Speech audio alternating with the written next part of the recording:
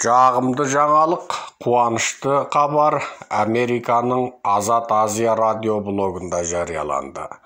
Әлемге әйгілі Американың Radio Free Asia медиасы бүгін 1 наурызда біз қамдаған жағымды жаңалықты жариялады. Хабарда Шыңжаң билігі бір бөлім этникалық азшылықтардың шетелдегі туысқандармен WeChat арқылы хабарласуына рұқсат берді. Қытай билігі бір бөлік қазақтарды Қазақстанға жіберуі мүмкін деген хабар жарияланды.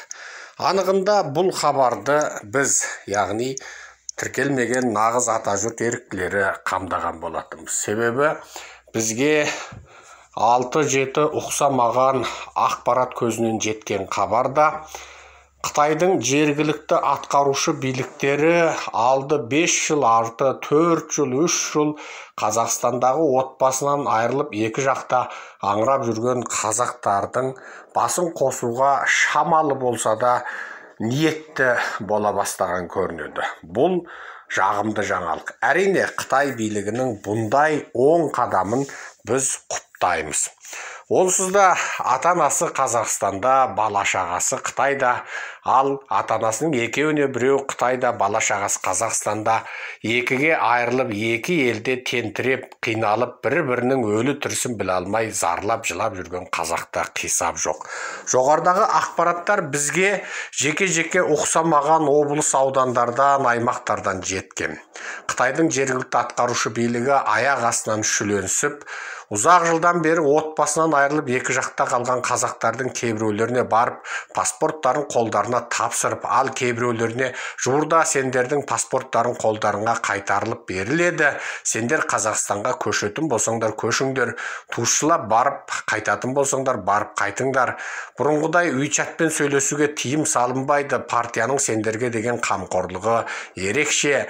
Қазақстандағы туыстарыңмен сөйлесіңдер, оларға Қытай коммунистік партиясының қазақтарға жасаған ерекше қамқорлығын, мейір махаббатын түсіндіріп жеткізіңдер. Партия сендерге қамқор болғандықтан, мейірімді болғандықтан енді міне сендердің шетелдегі туыстарыңмен сөйлесулеріңе рұқсат беріп отыр. Партияның қамқорлығы аясында сендер тегін тәлім тәрбие алдыңдар, білім үйрендіңдер, енді соны шетелдегі туыстарыңа үгіттеңдер деп айтады дейді.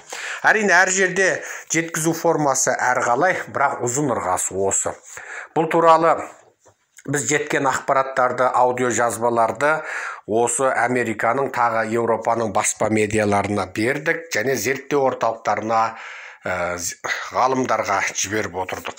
Осы негізде олар бұл хабарды жазды. Ендеше жоғарыдағы ақпаратымыздың қытайшасын оқып жіберейік, себебі ертеңгі күні 5 жыл, 10 жылдан кейін зерттеуші ғалымдар болса, бұл ақпараттарды қайдан табам десе, сол кілт сөздері арқылы табады. Шинжаң жунши буфен шаошу минзу ю жиңуай уйшин ленши Чунго каолю фанкуан хазу рен ченван хаса кысытан дейді. Осы ақпараттың скрин видеосын және аудиодағы түпнұсқа аудионы, оның ішінде менің берген сұхбаттарым бар, көрсеткен дәлелдерім бар. Осының барлығын осы қазақша лекцияның соңында тыңдайсыздар. Ендеше бұны қазірше жінтік деп айтпалық. Негізгі мағынасы мынау.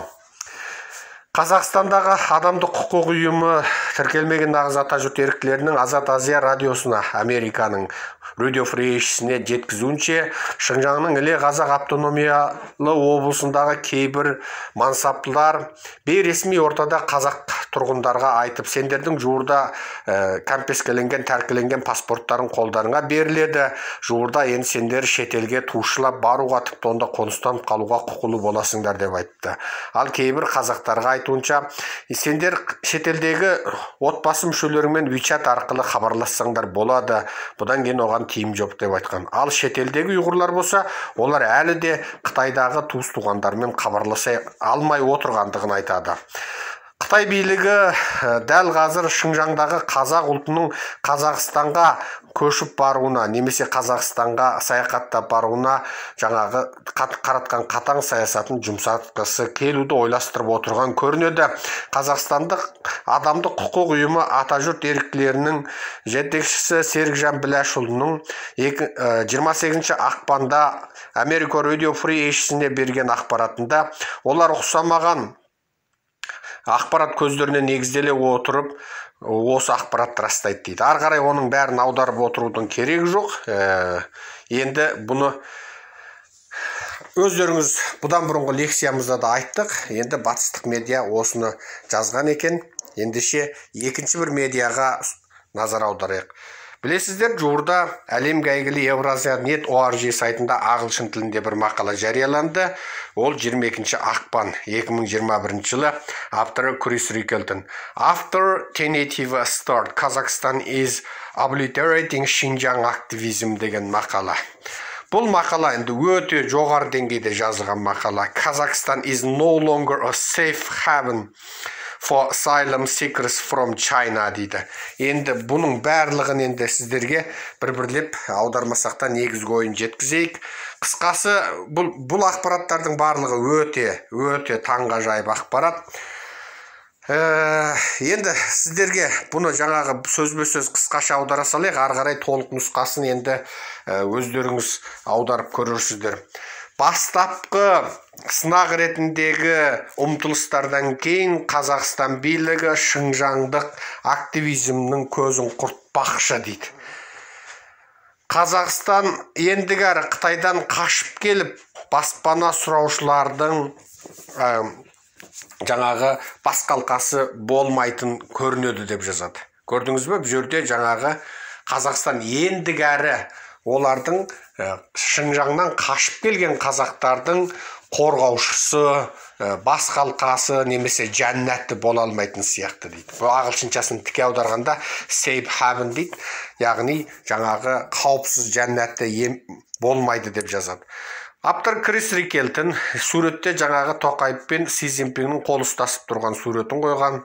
Енді бұл оқиға жаңағы Шыңжаңнан қашып шығып Қазақстанда босқын мәртебесін алған Қайша Ақанды Алматы полициясының тергегендігін және оның бетіне, басына келтірілген жаңа жараларға, зақымдарға қарамастан оған тіпті ешқандай да тілектестік танытпағандығын журналист аса бір ашты тілмен жазады. Олар Қайшаның сөзін келтіреді. Олар маған айтты, мүмкін сен бұл жараларды өзіңе салған шығарсың деп айтады дейді. Бұл жерде бұлар Қайша Ақан қызының адвокаты Шыңғуат Байжановтың Евразия сайтына берген сұхбатын мысалға келтіреді. Шыңғуат Байжанов бүйтіп айтыпты. Олар Қайша Ақанға бүйтіп айтыпты. Мүмкін сен бұл нәрсені өзің істеген шығарсың. Сен мүмкін халықаралық өзіңе жанашырлықты, тілектестікті тудыру үшін мүмкін жаңа Сайрагүл сияқты демекші ғой, Швецияға барып қоныстану үшін сен өзің істеген жоқсың ба деген сияқты ыңғай танытқан. Олар тіпті полицейлерді айтады, тіпті естігісі де келмейді дейді. Ал бұл шабуыл 21 қаңтарда болған. Сол кезде Қайша Ақан кішкене дүкеннен өзіне керекті заттарды алып үйіне қайтып келе жатқан. Ал сол күні кеште екінші бір босқын мәртебесін сұрап Қытайдан Қазақстанға қашып келген мұрагер Әлімұлында жаңағы осы 1000 километр алыстағы Қазақстанның астанасы Нұр-Сұлтан қаласында біреулер пышақтап кетеді. Ал былтыр Ақан мен мұрагер Шыңжаң өлкесінен заңсыз түрде шекараны кесіп өтіп Қазақстан территориясына келген болатын. Ал бұлардың барлығы сол қашуын Пекиннің жаңағы қысымымен байланыстыратын. 2016 жылдан бері осы территорияда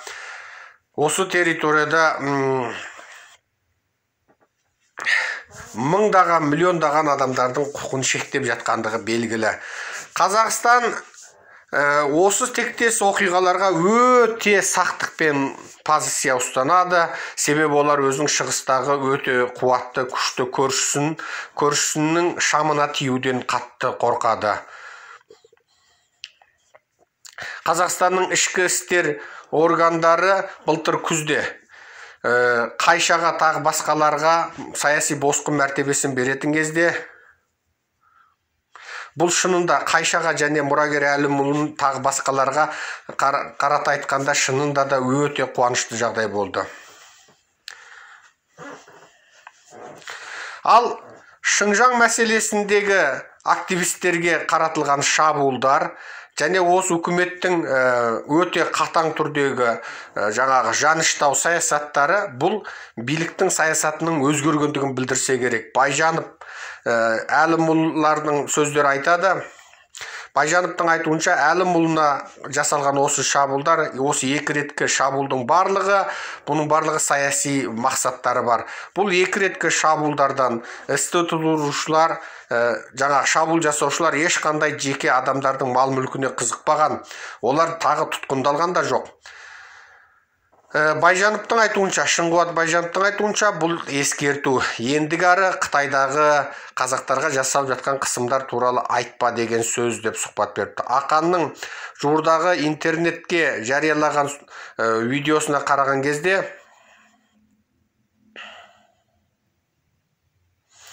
Ақанның жаңағы интернетке жариялаған ақпаратында BBC-дің жуырда жариялаған, яғни Англияның BBC медиасын жариялаған лагердегілердің қорлық зорлығы мендағы ақпараттармен мазмұндас келеді.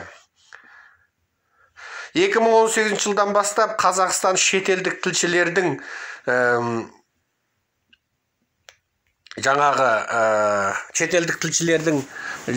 былайша айтқанда армандайтын жерін айналды. Тіпті бұлар Шыңжаңға қатысты барлық адамдық құқықтың тапталу, яғни жаңағы гуманитарлық құқықтың тапталуына қатысты ақпараттарды іздейтін жерін айналды. Ал Пекинді сындайтын Серікжан Біләш сияқты активистер осы жаңағы түйінді мықтап тұрып ұстады. Ал бұл Нұрсұлтанның билеушілері өте мен тік аударып отырмын, кешіріңіздер. Бұл Нұрсұлтанның билеушілерін абыржыта бастады. 2019 жылдың наурызында Серікжан Біләш түрмеге тоғытылды. Біләш құрған ата жұрт еріктілері халықаралық қауымдастыққа Шыңжаңдағы адамдық құқық қорлау фактілерін жаңағы 10 мыңдаған фактілерді, видео дәлелдерді жариялап жіберді, бірақ билік тарапынан бұл ұйым тіркелінген жоқ. Ал бұл осы қысымдардың артында Қытай компартиясы тұрғаны анық. Былтыр ақпан айында Қазақстан азаматы Байболат Күнболат Алматыдағы елшіліктің алдында жалғыз адамдық наразылық шарасын өткізді. Ал осы наразылық шарасының бір ғана мақсаты бар. Оның інісі Баймұрат Наурызбектің еркіндікке шығуын көздеген. Ал оның Байболат Күнболат өзінің інісі Баймұрат Наурызбектің адамдық құқығын, еркіндігін көздеп жалғыз адамдық пикет өткізген. Ал ол интернеттегі жариялаған өзінің жарияланымы бойынша нәсілдік өшпенділік, ұлттық өшпенділік туғызды деп Шыңжаңда 10 жылға қамалған болатын. Бұл жерде Байболат Күнболаттың інісі Баймұрат Наурызбекті айтып отыр. Баймұрат Наурызбек Шыңжаңда 10 жылға қамалған, өзінің интернеттегі жазбасы бойынша. Ал жала ғой енді. Байболат Күнболат сол үшін қамалды. Ал Күнболат жуырда Евразия сайтына берген сұхбатында өзінің Гуминг деп атаған Қытайдың консулындағы қызметкерлер оған жаңа қоқанлоқы жасап, Қазақстан билігімен бірлесе отырып қарекетке көшетін айтып қоқанлоқы жасаған. Ал Байболат Күнболатқа қоқанлоқы жасаған Гуминг, ол тіпті жаңағы өзінің інісіне сенің бұл істегендеріңе зиян деген сияқтыларды айтып Байболатқа қоқанлоқы жасаған. Ал Алматының үкімет өкілдері Байболат Күнболатқа егер сен осы қарекетіңді тоқтатпасаң, ары қарай тағы да тұтқындаласың деп ескерту берген. Байболат олардың ескертуін тыңдамады. Осы айдың басында ол тағы жалғыз адамдық пикет өткізіп, тұтқындалып 10 күн қамалып шықты. Ал осыдан кейін Байболат Күнболаттың шешесі Зауатхан Тұрсын Қытайдың Алматыдағы консулдығының алдына барып, жалғыз адамдық пикетке шықты. Оның бір баласын ал Азат Азия радио блогы Зауытқан Тұрсынның сөзін мысалға келтіріп былай айтты: менің бір ұлымды Қытай билігі қамады, екінші ұлымды Қазақстан билігі қамады деп айтты. Ең соңында Тұрсынды консулды қорғайтын полицейлер қуып жіберді. Бұл сияқты наразылық шаралары қазір әр аптада тұрақты түрде жүргізіліп келеді. Бұл енді әбден үмітін үзген, күдерін үзген адамдардың ең соңғы бір үміті, ең соңғы бір жанталасы көрінеді.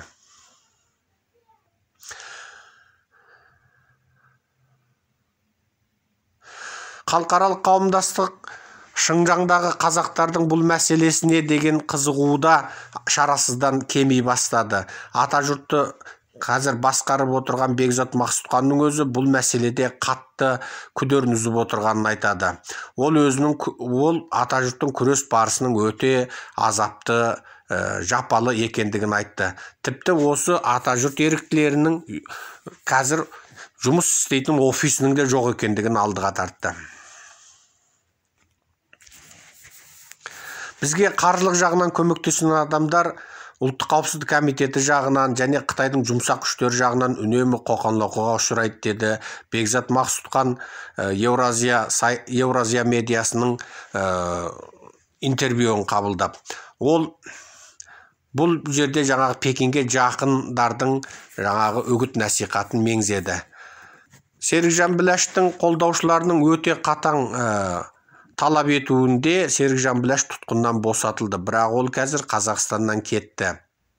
Ал Біләш егер Қазақстан қайтып келетін болса, оның үстінен тағы да қылмыстық іс қозғалуы мүмкін. Серікжан Біләш тубаста отбасымен бірге Түркияға көшіп барды. Бірақ ол Түркияда өзін қауіпсіз сезінбеді. Серікжан Біләштің Қазақстандағы бір байланысшы адамы, Серікжан Біләштің бір сенімді адамдары Қазақстан үкіметінің оны Түркиядан депортациялауын талап еткендігі туралы хабарды жеткізген. Бұның барлығы оны Түркияда қауіпсіз сезіндірмеген. Ол айтады. Ал бұл мәселені әлі де нақтылай түсу керек екендігін айтады.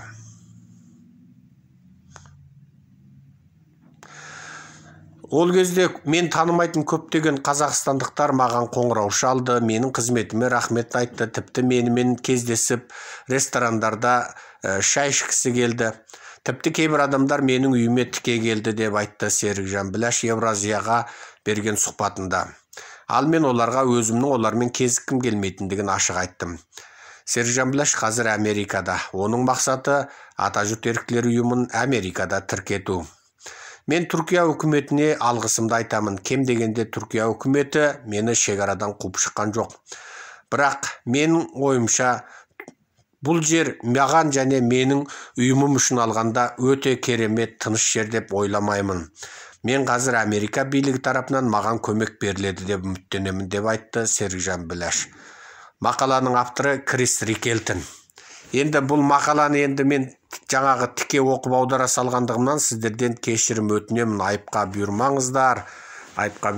Себебі бұл енді білесіздер, тіке оқып оның бәрін аударып жазып отыруға бізде уақытта жоқ қой міне. I'm grateful to Turkey for not deporting me, but I don't think it is a good place for me and my organization. I hope America will all help us now, he said, деп аяқтайды бұл жерде. Now he's in the United States where he aims to open an Atajurt office. Around the time, many Kazakhs whom I didn't know began calling me, thanking me for my work, inviting me to restaurants. Some even found my house. Bilәш told Razenet. I told them I didn't want to meet them. Енді бұның барлығы енді осы жуырда жаңағы бізгедің жасаған интервьюлеріміз, кездесулеріміз, осы сияқты ақпараттар енді бұның барлығы. Енді осы мақаланы қызық болғанда біз енді күнде сөйлесіп жүргенімізге қарамастан осы мақаланы мынау азаттықтың орысша бөлігі осы Крис Риккельтонның мақаласын орысшаға жаңағы бір бөлігін аударып, өзінің былайша айтқанда шетінен аударып, шетінен былайша айтқанда шолу жасаған ғой. Оның авторы жаңағы Анна Клепцова. Бұл енді Анна үнемі сөйтіп Кристің жазған мақаласын, жаңағы ағылшынша мақаланы бұл шетінен аударып, өзінің ойын қосып, жаңағы былайша айтқанда лағманды сөман қылып, жасаған лағманға су құйып көже жасап өстіп азаттықта жариялайды. Оның Анна Клепцова өз орыс тілінде жазғаннан кейін оны біздің Қазекеңдер Азаттық радиосы, Нұр Азаттық радиосы оны қазақшалайды. Сөйтіп оның ішіндегі Серікжанға қатысты сөздер болса, мүмкін болса сүзгіден өткізіп жазбауға тырысады. Білесіздер ғой, мына Азаттық, Нұр Азаттықтың бізге түсті көзілдірікпен қарайтынын. Біздің 2 жыл бұрын куәліктен өткен Нұрлан Көктеубай, жаңағы Ербақыт сияқты азаматтарын, Гүлзира, Тұрсынай сияқты куәгерлерді бәленбай жыл өткеннен бүкіл Еуропа, Америка жазып, олардың атағы шығып, бүкіл дүние жүзінің ақпараты дүрілдеп болғанда барып Азаттық бізге звондап, солармен сөйлесейікші деп жүретінін білесіздер. Ал өздеріне жаңағы ол ақпараттарды біз YouTube'да жариялап, мысалы Дина бар, Дина Нұрдыбай, бәрін айтып жазсаң, олар о кезде жазбайды. Ана Еуропа мен Америка жазғаннан кейін шарасыздығынан жазады. Міне Анна Клепцова бүйтіп жазды, міне. Не дейді мынау? Бежавшие из Синьцзяна опасаются перемены курса в Казахстана и Турция дейді. Бұл февраля 27 жаңа 21 Анна Клепцова деп жазыпты. Енді сол Анна сөйтіп кәдімгідей жазып, оны енді біздегі Қазекеңдер аударып, сол Қазекеңдер сол бізден сұхбат алса да болатын еді міне. Бізден тіке сұхбат алса да тұрмыз ғой міне осы. Енді қайтесің, енді азаттықты кейде кінәлай да алмайсың енді. Кінәлай да алмайсың, мүмкін журналистердің білім деңгейі ма, үрей ма, мүмкін ана жақта Қытайдың жұмсақ күштері олардың інілерін, қарындастарына жұмыс беріп тұрма. Енді кейбір журналистерді білеміз ғой, енді таксобайт қылып жүреді жайшылықта, айлықтары жетпейді. Қытайшылдар оларды саунаға апарып, бақа-шаянның дәмдісін жегізтіп қойды ма, түсінбейсің айту. Қашан көрсең, біз бүкіл Еуропа мен Американың ақпаратын шулатып болғаннан кейін барып бұлар жазып жүреді ғой, соның өзінде де. Бүйтіп тағы Анна Клепцованы қазақшаға аударып қойыпты. Шыңжаңнан қашқан босқындар Қазақстан мен Түркиядағы саяси бағыттың өзгеруінен қауіптенеді деп жазып қойыпты енді. Сөйтіп жазып қойыпты енді. Жазғанына да тәубе енді. Азаттық жазбаса кім жазар еді? Азаттық жазбаса бізде ұлттық арна жазбайды, 31 жазбайды, КТК жазбайды. Әйтеу азаттық жазып жүр. Осы азаттықтың болғанының өзіне тәубе, азаттықтың болғанның. Жаңағы әйтеу жоқтан жақсы енді. Бір кемпір бір алқаш ұлын айтыпты дейді ғой, алқаш күнде ішеді, қатын алмайды, ақша татпайды, қаңғып жүрген. Әйтеу ұлың бар ма бар, тұқымың бар ма бар енді. Сонда кемпірдің айтқаны дейді жаңағы, қарғайын десем жалғызым, қарғамайын десем жалмаузым деп. Сол ғой енді, аман болсын әйтеу қазақтар. Сөйтіп міне осы медианы жазыпты, жаңағы ағылшынша ақпараттарды айттық. Осы жуырдан бері біз Байболат Күнболаттың тұтқындалуынан тартып Алматыдағы пикеттер, сол күндегісін күнде осы дүрілдетіп отырып бүкіл медиаға жазып отырдық. Оның бәрін алдыңғы жолғы лекцияларымызда айттық. Жоқ, Фейсбукте жазып отырдық. Байболатқа қауіп төнгендігін жаздық. Одан мына Дулат Ағаділ Құсап түрмеде өлесің деген үрейін, оны да жаздық. Одан сөйтіп жатқанда мына Оспан Батырдың жақын туыстарынан, сол Оспан Батырдың туысқаны болғандығы үшін 3 адамды соттапты. Солардың арыздарын алдық, ол туралы жаздық. Міне қазір қаншама медиаға кетті. Осы Құдай қаласа дүйсенбі күні жарияланады оның барлығы. Сол наурыздың 2-сі ма 3-і күні жарияланады. Оспан Батыр туралы ақпараттарды жаздық. Ол Оспан Батыр туралы біз 2 тәулік жұмыс істедік міне. Одан мына кім Байболатқа қатысты, Дулат Ағаділге қатысты қылып айтқан, оны жаздық. Оның бәрін осы алда көресіздер. Мына сөйлеп жатқан лекциямызды оны да көріп жассыздар. Алматыдағы пикеттер туралы жазылған, оны да көріп жассыздар. Енді осының барлығын жұмыс кәдімгідей тәулік жұмыс. Міне мен 1 тәулік па, 2 тәулік эфирге шықпай қалдым. Көп адамдар алаңдап, қоңырау шалып сұрап жатыр. Себебі Оспан Батырдың туысқандары туралы материал дайындаймын деп журналистерге жазатын. Өзім де жазып, дайын материал да беріп, оғын түсіндірме беріп, сағат олармен қоңырау шалып сөйлесіп, жаңағы не үшін Оспан Батыр кім, оларға енді біраз кейбір ақпараттар ағылшыншада толық емес қой. Соны жазамын деп, міне 3-ші тәулік болып кетіпті. 3-ші тәулік ұйықтамайықпыз, сөздің шыны керек. Содан көзім қанталап кетіпті қазір. Сол міне көзім қызылы сәл кетіп азайып бара жатыр. Дәрі жақпадық, сол қазақша сүп-сүп деп қойдық, енді басқа жоқ. Сол эфирге шығайын десем, сол көзім қанталап тұрғандықтан шықпай тұрмын. Сәл дұрысталса шығамын енді. Ұйқысыздықтан, жұмыстың қарбаластығынан, жаңағы осындай сұмдық ақпараттардың кезінде сұмдық жұмыс істеп қалу керекпіз ғой енді оны. Ақсақ қой түстен кейін маңырайды деп, оны енді анау бәлен жылдан кейін жазған не пайда, осындай өртеніп тұрған кезінде айтып жазып тастау керек. Әттең өкініштісі, Оспан Батырдың тұқымын сол әулетке жасаған қысым енді басқа әулетке жасаған қысымнан ерекше болды Қытайда.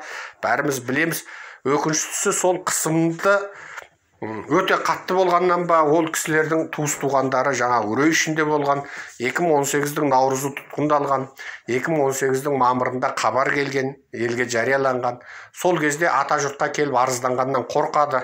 Себебі жаңағы сол негізгі сол Оспан Батырдың әулеттерін ұстап жүрген жаңағы кім? Өркен Нәбиұлы Оспан немересі, ол кісінің айналасын тұтасымен жаңа қытайшылдар жаулап алған, жаңағы өңкей келіссөзбен шешеміз ақ көк дейтін жаңа Серікжанның үстінен арыз жазып, Серікжанды 10 жылға соттатқысы келетін, 2019 жылы соттатқан Қойшыбек Мүбәрак алдартын орап алған. Одан 2020 жылы соттатамын деп арыз жазған Рысбек Тоқтасын олардың алдартын орайды. Тағы басқа анау Жеңіс Түркия дейма, тағы өңкей сол Қытаймен бизнесі бар жаңағы Қытай туралы тақырыпты айтқысы келмейтін жаңағы осындай адамдар бәрін алдартын орап алған. Сонымен ең соңында соттың үкімі шығып, 3 жылдан кейін 2020 жылдың күзінде әбден соттап жібергенде бұлар жаңағы соны ойбайшы өңкей арызқой жалақор достарын ертіп бір конференция өткізеді. Ол конференциясы сол бар жоғы 1-2 мақала болып шығады. Оны оқыған халықаралық медиа жоқ, назар аударған халықаралық құқық органдары жоқ. Ол жаңағы сұмырайлардың сауатсыздығынан, надандығынан, топастығынан бұл мәселе тиісті деңгейде көтерілмеді. Біз мәлімдеме тараттық, ойбай бізге арыз беріңдер, бізге сендер арыз бермесеңдер, бізге нақтылы шағымданушы болмаса біз өз бетімізбен жеткізе алмаймыз, бізге куәгер керек деп Түркияда жатып байбаламыз алдық, телефон жарияладық, бізге шықпайды жаңағы атасынан ұялған келін құсап бізден айналып, біздің айналамыздағы біреулерге қоңырау шалады екен, сендер енді көтеріңдер. Біз қалай көтереміз? Бізге тіке шығып видео сөйлеп, мен бәлемін, міне мен өзімнің сөзіме куәлік етемін, атым міне, куәлігім міне, менің туысым жаңа түгенім бәлен жер бәленде қамалыпты деп айтпаса, біз өз бетімізбен бәлен жерде бәлен қамалыпты деп ешқашан айтпаймыз. Себебі халықаралық ұйымдарға біздің сенімділігіміз осы, бізге барлық нәрседе куә керек. Сондықтан біздің міне 5 жылдан бері біздің бір ақпаратымызды Қытай билігі терістей алмай отырған себебі біз тек жеткізушіміз, аударушымыз, халықаралық ұйымдарға осы мәселені жеткізушіміз. Әркім өзінің туысына өзі куәлік ету керек, өзі шығу керек. Менің атым Бәленбай бәлен, міне жеке куәлігім, міне қазақ азаматымын, не Қытай азаматымын, не қазақ ықтияр атымен жүрмін. Мен куәлік етемін, менің туысым бәлен жерде, бәлен жыл, бәлен жайдың күні түген жерде мындай жаламен битіп ұсталыпты. Сен айтпасаң біз жеткізе алмаймыз оны. Әлгілер айтады дейді, сендер көтеріңдер деп. Міне 2020-ның күзі ол кезде. Міне сода міне 2021-дің міне наурызы келгенде ордаға біздің үндеуімізден тағы жарым жылдан кейін барып енді қозғалып, ойбай сол жаңағы айналасында қытайшыл достар әбден үркітіп, қорқытып, ойбай олар деген террорист деп шошытқаннан кейін амалсыздан, шарасыздан ата жұртқа келіп арыз беріп отырғаны сол. Міне кеше біз ағылшынша тастай қылып материал дайындап ата жұрттың жігіттері видеосын жасап каналға салдық. Ол каналға салғандан кейін міне бүкіл шетел жаңағы жан-жақтан жанталасып қоңырау шалып бұл туралы сұхбат алып жатыр, беріп жатырмыз. Енді сол дүйсенбі күні наурыздың 3-і, 2-сі не 4-і жаңа шетелдің медиасында шығады, халықаралық ұйымдарға кетті. Жұмыс деген осылай міне. Енді өкпелейсің, бірақ адамдарды кейде мына айналасында қытайшылдар аздырады. Мына қытайшылдар аздырады. Не өзі надан, өзі топас, қолынан боқ келмейді. Және онысымен қоймай, басқалардың жаңағы өстіп, жаңағы өзінің туысының құқын қорғауының алдын алады. Сондықтан мына халыққа айтатыным бұл жерде, мына надан сұмырай, қолынан боқ келмейтін, өсектен басқа келмейтін мына қытайшыл сұмырайлардың сөзіне сенбеңдер. Туысың әне шығады екен, міне шығады екен деп алдайды. Ол Қытайдың ежелгі ескі әдеті. Наурызда шығады, октябрьде шығады, жаңа партияның құрылған күні шығады, мемлекет мерекесінде шығады, шағаннан кейін шығады, жаңа жылдан кейін шығады. Оттаған сөз. Ол жаңағы қошқардың бірдеңесі түсе ме деп дәмеленіп бір қасқыр, кәрі қасқыр аштан өлген сияқты, ол сені сол есек дәмемен өлтірмек. Сені құтқаратын жалғыз нәрсе арыз, құқыңды талап ет. Арыз екі-ақ түрлі. Бүкіл халықаралық және қазақстандық мекемелерге жазбаша арыз бересің. Екіншісі видеомен арыз бересің, куәліктен өтесің. Куәліктен өтіп видеоға түсіп, менің туысымды жаңағы құтқаруым керек деп ашыққа шыққан қазақтың ешқайсының басын келіп Қытайлар келіп шауып тастаған жоқ. Өз-өзіңнен үрейленбе. Жаңағы атадан ұл болып туған болсаң, ата жолын қу. Ата бабамыз сол Қытайдан жаңағы қорқып бүгежектеп өмір сүрген жоқ. Кешегі Оспан Батырда сол арыстан болып айға шапты. Міне өзінің ұлтының мәңгілік рухы болып, мәңгілік қазақты алдыға Қытайға қарсы күресуге жаңағы шабыттандыратын үлкен бір рух болып, үлкен бір тарих болып қалды. Енді қазақ айтады ғой енді. Соған мен әрбір қазаққа айтамын. Туысыңа ие бол. Туысыңа ие шық. Ие болып, туысыңның құқын қорға. Ұстазың сотталса, ұстазың туралы ақпарат бер. Көршің сотталса, көршің туралы ақпарат бер. Жора жолдас, сабақтас, дос жараның сотталса, ол туралы ақпарат бер. Ұсталса, қамалса, қамалып шығып, қазір сыртта жүрсе, сол туралы бізге ақпарат бер.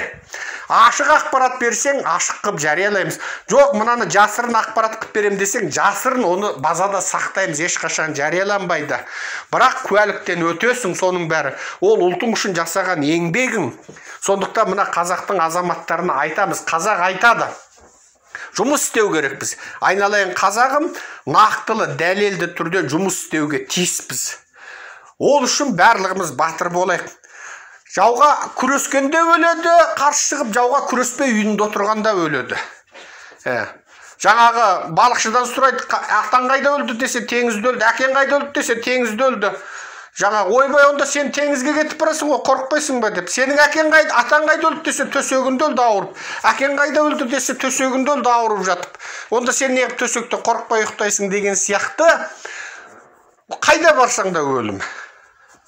Жаңағы жауға қарсы шапқанда өледі. Жауға қарсы шаппағанда өледі. Қорқу өмірді ұзартпайды. Батырлық өмірді қысқартпайды. Осыны біліңдер. Қайталап айтамын, Құлгермел емес ағаның Фейсбуктегі сөзі екен. Батырлық өмірді қысқартпайды. Қорқақтық өмірді ұзартпайды. Қазақ айтқан осы сөзді біліп аңдар. Құлгермел ағаның қанатты сөзі екен. Осыны біліп аңдар. Мақал қылып таратыңдар. Батырлық өмірді қысқартпайды. Қорқақтық өмірді ұзартпайды. Өзекті жанға бір өлім. Ер болып, батыр болып өмір сүрсең де өлесің, ез болып, езіліп жүрсең де өлесің. Бірақ осы кәдімгідей жаңағы өзіңнің туысыңа, сол қаншама мыңдаған, 10 мыңдаған қазақ өзінің туыс туғанының жаңа құқын қорғағандықтан, ашыққа шығып арыз бергендіктен ғана Қытайдағы қазақтың жағдайы жақсарды. Егер мыңқиып бәріміз қорқып, бірімізге біріміз қарап, жаңа қатын ерге қараған, ер жерге қараған болып отырсақ, онда ешқашан ол қазақтардың жағдайы жақсармайтын еді. Соңғы мына Қытайдың Қазақстанда мүддесі бар. Жаңа бір өңір бір белдеу мүддесі бар. Қазақтан мұнай алып отыр, газ алып отыр. Мына қазақтың билігін олар сыйлап, құрметтеп отырған жоқ. Қазақтың билігін сыйласа, олар өстімес еді. Олар мына Қазақстанның жерін аламыз, миллион гектар жерін аламыз, Балқашқа дейінгі жерді аламыз деп жанталасып отыр. Мұнайыңды, газыңды алды, алтыныңды, ураныңды алды, күмісіңді, мысыңды алды. Енді тағы аламыз деп отыр. Енді Қытайға сол жаңағы сенің әкімшілігіңе, Астанаң мен Алматыңа Қытайдың қызыл туын тіккеннен басқасының бәрін істеп қойды. Сол қызыл туды тіккеннен ғана қорқып отыр, формалды түрде. Басқасының бәрін істеді. Жалғыз ғана амал қазақ халқының рухынан қорқады олар. Қазақтардың рухынан қорқады. Сен ашыққа ашық, туысың туралы айт. Қамағанын айт, жібермей отырғанын айт. 5 жыл қамамаған күнде де 5 жыл сен өлі тұрсың, біле алмай отырсың. Өткенде бір келіншек хабарласады, әкемді сағындым, шешемді сағындым, 80-ге келген көрмегеніме 5 жыл болды дейді. Айналайын, 5 жылдан бері қайда қалдың? 5 жылдан бері қайда қалдың енді? Сындадық, ұрыстық, неден? Амал жоқ, сол ақыл айтамыз. Сондықтан мынау біздегі жаңағы жалбақтап жүріп жан сақтаймын деген бауырларға айтатыным, жалбақтаумен жан сақтамайсың. Аспанда ұшқан қыранда өледі. Қалықтап ұшқан қыранда өледі, боқ жеген құзғында өледі. Оның айырмасы жоқ табиғат үшін. Миллион жылдық табиғат үшін алғанда, оның еш айырмасы жоқ. Сондықтан мынау қазақ айтады ғой, жаңағы әкеден 3 ұл туады, біреуі әкеден өте туады, біреуі кете туады, біреуі жете туады дейді. Алдыңғы буын аталарымыз мықты болды, гап жоқ, алысты, жұлысты, күресті. Бізге сол атадан мұра болып қалған қаншама батырлық жырлар, дастандар, эпостар, соның барлық аталардың бізге тасқа ойып жазып кеткен еңбегі. Сол енді атадан кете туған ұл боламыз ба, өте туған ұл боламыз ба, жоқ жете туған ұл боламыз ба? Біз соны ойлайық. Кете туған ұл болып, тарихта қарғысқа қалып, қарабет болмайық. Кем дегенде өте тумасақ та жете туған ұл болып, ата-бабаның мұратын жалғайық. Мынау бәленбай 1000 жылдан бергі көрші болған, бәленбай 1000 жылдық ата жауымыз болған, 2000 жылдан бері мысық табандап жылжып келіп, қорғаннан бері, мынау бері қарасаң жаңағы Қарақұрымның Қытай қорғаны соғылған жер мысалы. Қарақұрым Ұлан Батырдың маңына сол Қытай қорғаны соғылған жерден бері біздің жеріміз болатын сол жер. Шығыс түріктерінің жері болатын. Әрберден кейін шығыс қазақтарының жері болатын. Сол Найман Керейдің, Үйсіннің жері болатын сол жерлер. Сол Үйсіннің, бізде қазір Улы Жүз Үйсін деген сол бәрі біздің территория болатын. Енді содан келіп, міне жер жаннаты Жетісуға келіп аяғын тіреді бұл Қытай. Енді сені тықсырып қайда апарады? Қайда барасың? Сол Қытайдан тықсырылып қашқан ғұндарыңның арты жаңағы қазіргі Венгрияға барып, сол жергілікті еуропалықтардың жаңағы аппақ қыздарын алып, қазір міне Мадияр, Мағияр болып сіңісіп жоқ болды міне. Қазір қайтадан киіз үй тігіп, киіз үйде өмір сүруді бастапты. 1000 жерінен киіз үй тіксін, бітті. Олар өзінің ата-бабалық жаңағы тек руханиятында қалды. Енді сол руханияттарын тірілткісі келді. Бірақ жан тән бәрі ассимиляцияға кетті. Сол венгерлердің тарихын қарасаң, сол енді егер біз мына ең соңғы шығыс шекарамыз болған жер жаннаты Жетісудан егер Қытайға беріп жылжысақ, мынау жаңағы Өскемен Семейімізді Қытайға беріп жылжысақ, сен қайда барасың енді? Баяғыдай жерде жоқ. Жоқ, біз де сол венгерлердің артынан барайық па онда? Қаңғып. Отанды тастап, ешқайда кете алмайсың. Сондықтан қазақтар атадан жаңағы кете туған ұл болмайық. Өте туған ұл болып, мықты бола алмасақ та, жете туған ұл болып, ата-бабаның жұмысын жалғастырайық. Осы жұмысты ойлаңдар. Мына көп адамдарға айтамын. Қарекет. Отырып алып, тоңқаңдап намаз оққаннан сенің жұмысың өнбейді. Отырып алып 10 жыл намаз оқысаң да, саған 10 грамм нанды біреу әкеп қолыңа ұстатпайды.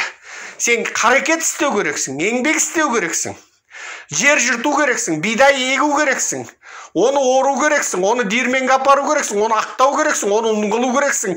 Онды жаңағы қамырға билеу керексің, соны пісіру керексің, сосын нан болады. Аспаннан нан жауғанын ешкім көрген жоқ. Ең қарапайымы, тұқымыңды қалтыру үшін қатын алуға тиіссің. Отырып алып дұға тілей берсең, аспаннан бала жаумайды саған. Қатын алу керексің. Ол қатынды алғаннан кейін де тағы да қарекет керек. Ол қарекетсіз қатынды алып айдалада қаңғып жүрсең тағы да болмайды екен.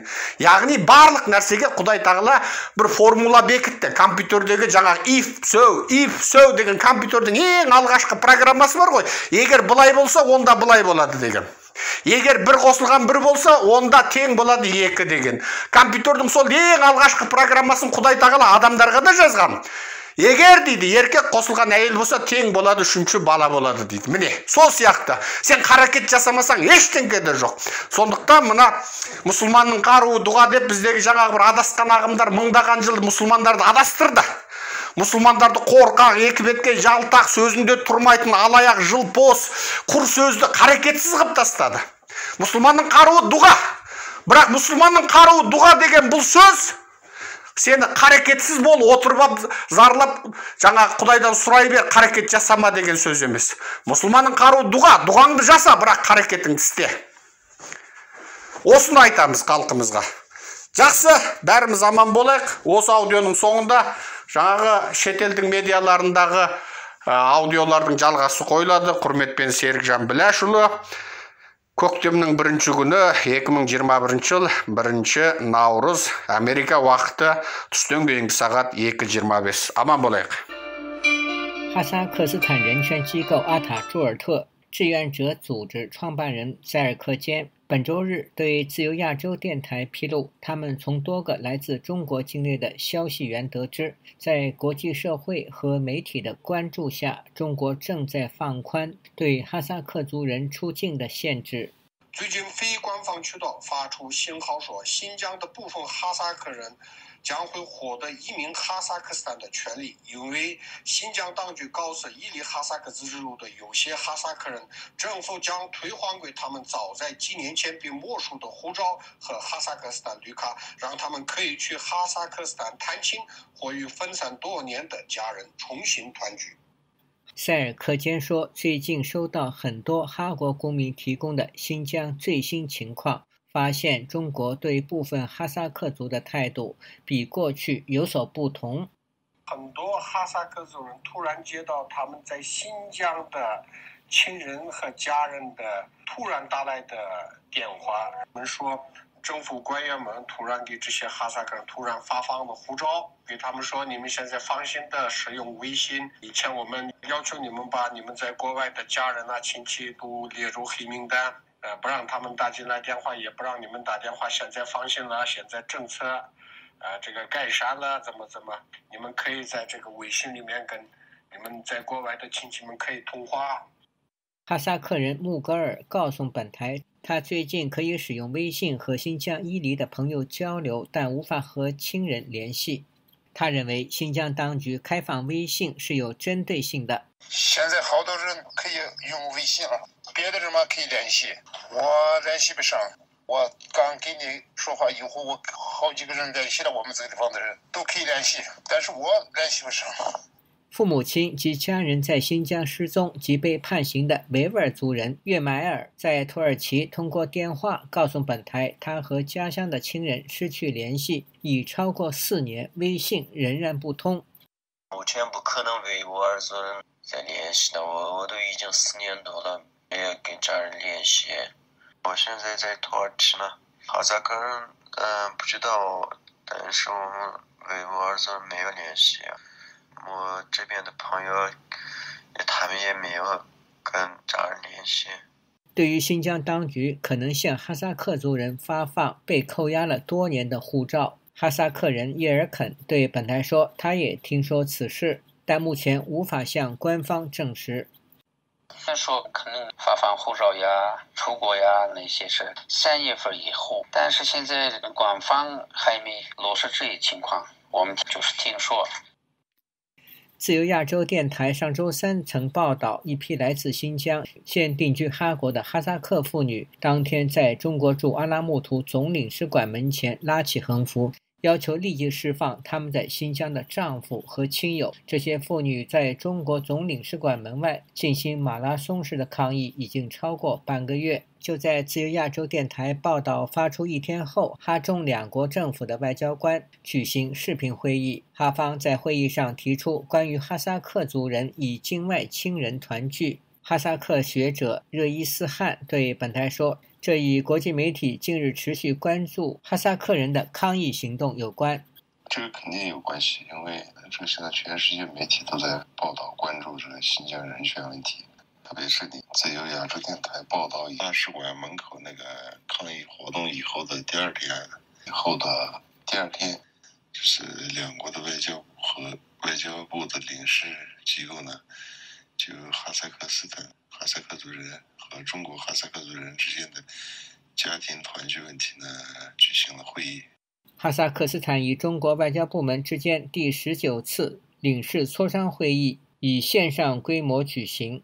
哈萨克斯坦通讯社上周五报道，当天哈中双方针对哈萨克斯坦和中国公民进入或离开两国国际机场以及过境前往第三国期间的相关规则信息进行了交流，其中关于哈萨克斯坦公民入境中国的旅游和工作签证发放问题得到了讨论。此外，哈方还在此领事磋商会议上提出了关于民族身份为哈萨克族，由两国公民组成的跨国家庭的团聚的问题。自由亚洲电台记者乔龙报道。